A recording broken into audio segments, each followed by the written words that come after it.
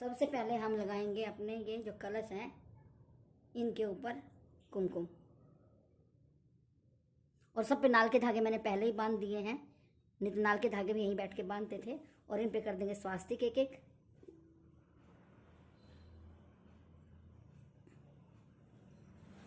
और अब कर देते हैं इस पे स्वास्तिक।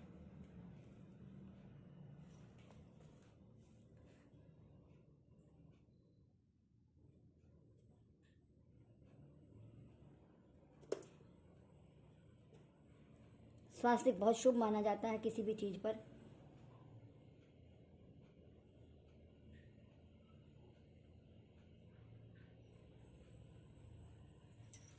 और अब लगाएंगे होई माता पर बिंदी।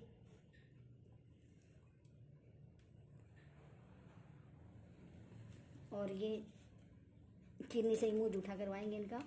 किसी किसी के यहाँ पूड़े बनते हैं, और ये जो निकलता है हमारे यहाँ बाना निकलता है। सासू माँ ने भी हमेशा मेरे मायके में तो पूड़े बनते थे, लेकिन यहाँ चीनी ही निकालते हैं। और रात में कुछ भी मीठा भोजन खीर वगैरह बनाते हैं, और मेरे मायके में पूड़े बनते थे। और ये हम बाना निकाल के अपने से बड़ों को किसी को दे देंगे। अगर सासू माँ है तो सासू माँ को देंगे, तो और मैं बेटे की सास को दे देती हूँ। तो ये मैंने बाना निकालने के लिए रख दिया है। और एक लोटा ये कमोई की जगह पे रख दिया है मैंने, और एक ये छोटी कमोई, और ये बेटे की सास को चला जाएगा। और ये लिया है मैंने अर्घ देने के लिए, ये जो पानी लिया है। आज जो मैं इतना तैयार हुई, मेरी एक बेटी के कहने पर तैयार हुई हूँ, जो हम मतलब 3 साल से जुड़े हुए हैं यूट्यूब से ही। और उसने बोला नहीं बुआ जी, तैयार होकर मुझे फ़ोटो खींच के भेजना। आप अपने करवा चौथ पे भी नहीं डाले थे, तो आप फ़ोटो ज़रूर खींच के भेजना। ये उसके पीछे मैं तैयार हुई हूँ आज। नहीं तो मैं तो सिंपल सा सूट डाल के भी, और अपना पीलिया, ये पीलिया हमारे यहाँ किसी भी कथा पूजा पाठ में या किसी भी सुहाग के काम में ओढ़ना ज़रूरी होता है हम लोगों में। तो ये मैं हमेशा मतलब लेते हैं हम सिर पे। अगर ये नहीं है तो चुंदड़ी भी ले लेते हैं, ऐसा नहीं है। लेकिन जो अगर बच्चों की माँ है तो पीलिया लेना हमारे यहाँ बहुत ज़रूरी हो जाता है। सबसे पहले हम देंगे 2 गेहूं की मुट्ठी अपने सीधे पल्लू में, ये ऐसे। आजकल कोई लेके जाने वाला नहीं है तो थोड़ा ही डालती हूँ मैं। और कुछ दाने, ये कुछ दाने एक हाथ में लेंगे, उसके बाद हम पूजा करेंगे। मैं किताब में से ही सुनाती हूँ आप लोगों को। एक नगर में एक साहूकार रहा करता था। उसके 7 लड़के थे, और एक दिन साहूकार के 7 बेटे और बहुएं अपने ननंद के साथ चौके के लिए मिट्टी लेने गई थी। मिट्टी खोदते समय उसकी ननंद से शाहू के बच्चे मर गए, और जब ननंद की कुदाल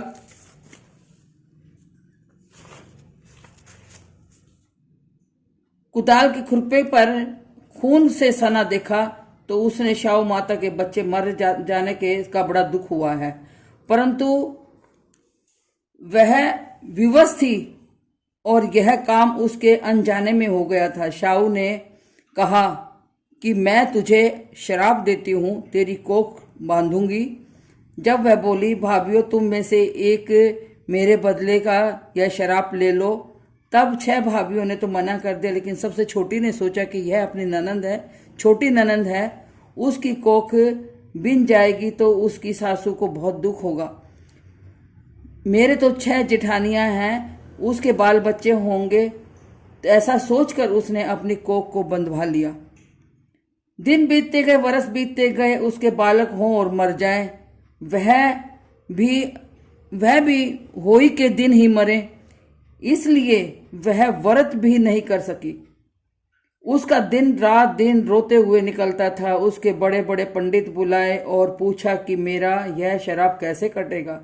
तब पंडित ने बताया कि एक सुरसुरी गाय है, आप उसकी सेवा करो।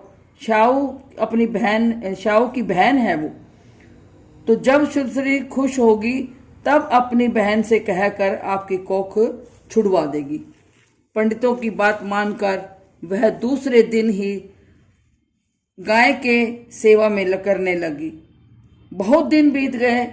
गाय ने पूछा, तुझे मेरी सेवा करते हुए बहुत दिन हो गए हैं, तू क्या चाहती है? साहूकार की बेटे की बहू ने कहा, शाहू ने मेरी कोख छुड़वा दो। पहले जमाने में बोलते थे कि जब बताऊंगी, जब 3 वचन भरोगे। हमारी जो बड़ी माएँ वगैरह, चाची वगैरह सुनाती थी, 3 वचन भरोगे तब मैं आपको बताऊंगी। तो वो बोलती थी 1 वचन, 2 वचन, 3 वचन टले ना, ऐसे बोला जाता था कहानियों में। अब ये किताबों में लिखी हुई, तो उस हिसाब से पढ़ रहे हैं हम लोग।